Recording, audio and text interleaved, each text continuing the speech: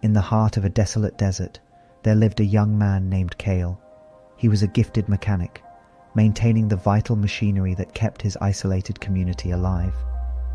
Despite his importance, Kael struggled with the constant stress of his responsibility and the harsh, unforgiving desert. One particularly grueling day, Kael discovered an old rusted radio while salvaging for parts. Intrigued, he decided to repair it. Late that night, he heard a voice, not of this time or place, but from a forgotten age. It was a radio show host from a time when the desert was a vibrant city, filled with music and laughter. "The melodies of the past," the host announced, his voice resonating through the static. As Kael listened, he was transported to a time when the desert was a city full of life and joy. The host, named Eli, spun tales of harmony and community, of celebrations and shared dreams. Eli's main message was simple but profound.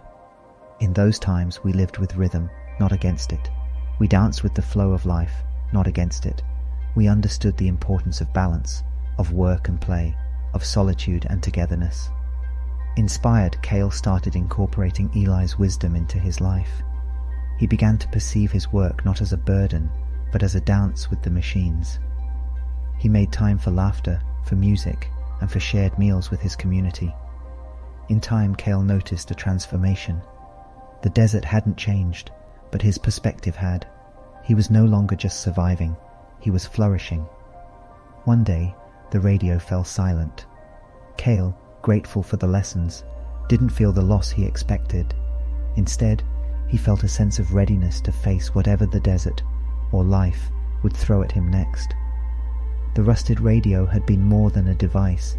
It had been a guide, a storyteller who, through his tales, had shown Kael a way to transform his struggles into joy and resilience.